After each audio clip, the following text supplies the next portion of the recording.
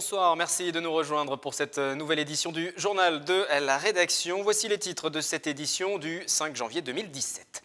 Scale One Portal, spécialisé dans la réalité virtuelle à l'assaut des États-Unis. La start-up de Montigny-le-Bretonneux est actuellement présente au CES de Las Vegas, grand messe annuel de la high-tech. Thierry Mandon, secrétaire d'État en charge de l'enseignement supérieur et de la recherche, présent hier à l'université de Versailles-Saint-Quentin, un déplacement afin de lancer le nouvel examen d'entrée pour les avocats. Et puis un autre déplacement gouvernemental, celui de Najat Vallaud-Belkacem. La ministre de l'Éducation était-elle à Clairefontaine pour promouvoir le football comme outil éducatif. Les résidences, c'est dorénavant le nouveau nom du bailleur social L'Aupivoix. Un changement de nom qui s'accompagne également de changements en profondeur. L'Aupivoix a été dissous le 31 décembre dernier pour être remplacé par une société anonyme HLM qui reprend donc la gestion de 30 000 logements répartis sur les Yvelines mais aussi sur l'Essonne. Ce changement doit permettre de faciliter la gestion au quotidien et la réalisation des grands projets, mais cela n'entraînera aucune augmentation de loyer, assurent les dirigeants.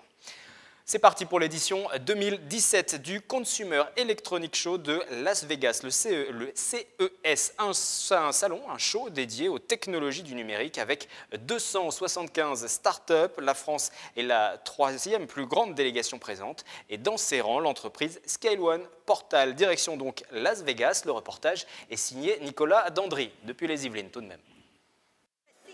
Une start-up saint-quentinoise au CES 2017 de Las Vegas.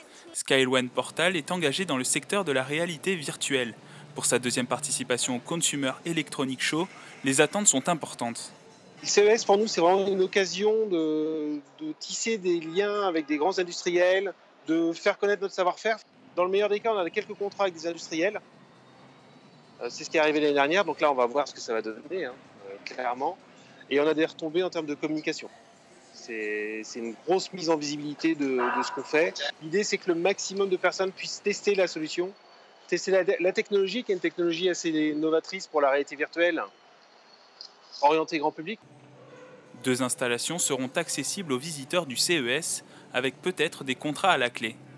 Créée en 2013, cette start-up est installée à Montigny-le-Bretonneux dans la pépinière d'entreprise Promopol.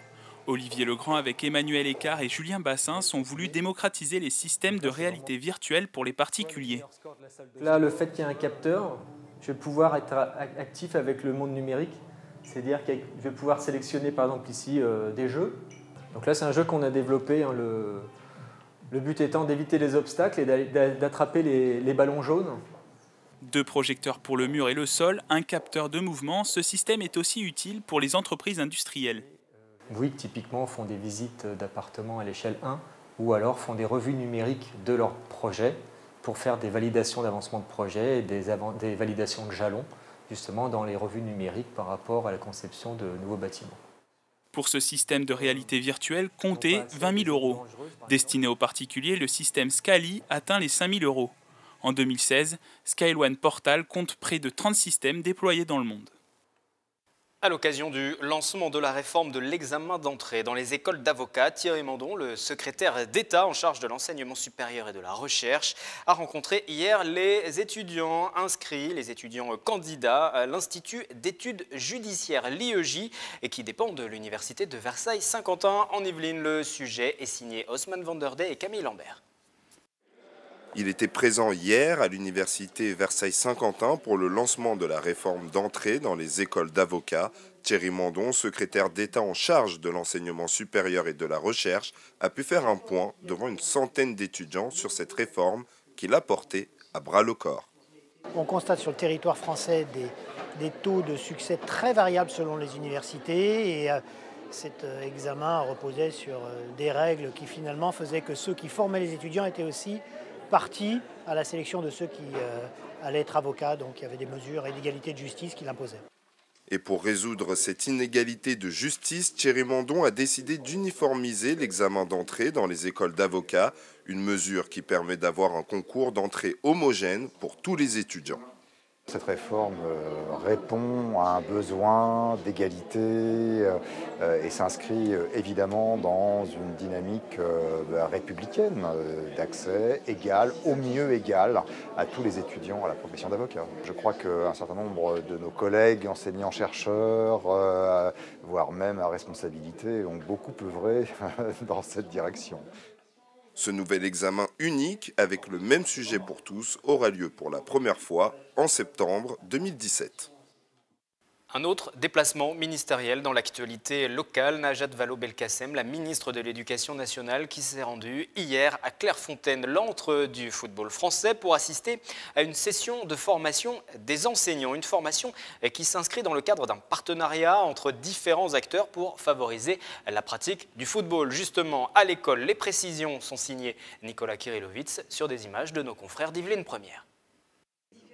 C'est un paradoxe que les acteurs du football français constatent depuis des années. Le ballon rond est le sport le plus pratiqué en France, mais il n'est presque jamais enseigné à l'école. Préjugés, mauvaises images, polémiques. Pour inverser la tendance, l'éducation nationale et les instances du football ont décidé de faire la pédagogie du sport pratiqué par plus de 2 millions de personnes. Chacun de nous se pose les mêmes questions à l'égard du foot, c'est-à-dire que à la fois on voit bien qu'il y a une appétence évidente des jeunes pour le football. Et en même temps, le football peut aussi souffrir d'une certaine réputation. On voit le foot professionnel plus que parfois les richesses du foot amateur. 200 enseignants du premier degré et professeurs de sport suivent une formation à Clairefontaine, un investissement important pour la Fédération française de football. On avait besoin de réaffirmer les valeurs du football aussi à l'école et c'est pour ça que Noël Le Graët a fait le choix avec son équipe et avec l'ensemble des salariés et surtout notre direction technique nationale de mettre des moyens humains parce que nos cadres techniques vont accompagner les enseignants, vont faire la promotion de ce dispositif dont je vous ai parlé, Mon Euro 2016, le football des princesses. Donc oui, bien sûr, c'est un coût très, très conséquent, mais c'était une volonté politique et on s'en réjouit. Le football espère rapidement se créer une place dans l'enseignement sportif à l'école. Objectif 2019 et l'organisation par la France de la Coupe du monde féminine de football. Nous parlons de sport encore avec un exploit inédit qui s'est déroulé sur la piste du Vélodrome national de Saint-Quentin en Yvelines. Nous en avions déjà parlé dans notre édition d'hier mercredi. Robert Marchand, 105 ans, a réussi un nouveau record de l'heure. Il a réalisé devant plus de 1000 spectateurs et la plupart étaient en plus ses amis. 22 km et 547 mètres. Retour sur une performance inédite, un nouveau record avec Mickaël Elmidoro. Les images sont signées Patrick Jacques de Dixmude. Il a repoussé les limites de son sport. Robert Marchand, 105 ans, 2 guerres mondiales et 16 présidents à son actif, a établi un nouveau record de l'heure dans une catégorie d'âge créée spécialement pour lui. Le centenaire a réalisé ce mercredi 4 janvier 22 km 547 mètres, une performance inédite. Je ressens un peu d'émotion de voir tout ça, c'est même pas incroyable. Comment voulez-vous un type de 450 de voir toute cette foule, on se demandait comment si c'est vrai. Pour le soutenir tout au long de son défi, une centaine de supporters de son club de l'Ardéchoise a fait le déplacement. 700 km, on est parti le matin à 6h30. On a passé une journée formidable dans le car. C'est notre mascotte au sein de l'Ardéchoise. Notre mascotte, c'est le Père Marchand. C'est Robert Marchand. Je dis le Père Marchand, c'est Robert Marchand. Au total, plus de 80 journalistes et 1000 spectateurs ont garni les tribunes du Vélodrome. Parmi eux, Marcel Lequéré, spécialiste de la discipline qui pourrait s'attaquer au record de Robert Marchand dans quelques années. J'ai encore 35 ans à tenir pour arriver à son niveau. C'est exceptionnel ce qu'il fait. Ouais. Déjà nous, à 70 ans, c'est déjà très difficile. Alors là, à son âge, c'est merveilleux. Ça nous laisse de l'espoir de tenir encore plusieurs années, quoi. Une journée parfaite pour Robert Marchand, mais le centenaire qui a tourné à 35 secondes au tour à la fin de son exploit ne se satisfait pas pleinement de sa performance. J'ai pas vu l'affiche les 10 dernières minutes, sinon j'aurais été botté plus vite. Justement, c'est ça que j'attendais. Pour aller un peu plus vite, mais j'ai pas vu. Une simple erreur de jeunesse, Robert Marchand pourrait tenter de corriger ce détail à l'occasion d'un nouveau record dans 2 ans. Apparemment, il lui en reste sous la pédale.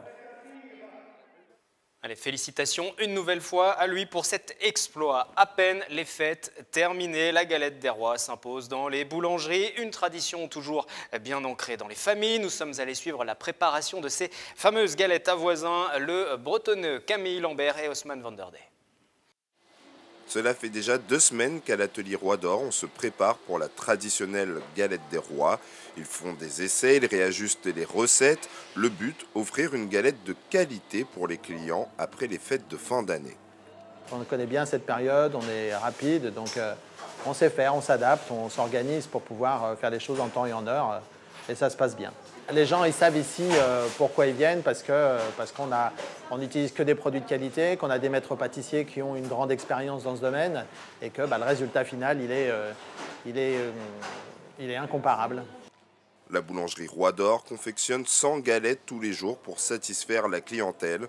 Une clientèle pour qui la galette des rois tient une place importante. Et le maître mot est la qualité avant tout. Par rapport à l'histoire et aux origines de cette fête des rois mages, je trouve que c'est très agréable de se réunir autour d'une bonne galette des rois en groupe, sur le plan aussi bien professionnel qu'en famille. Voilà.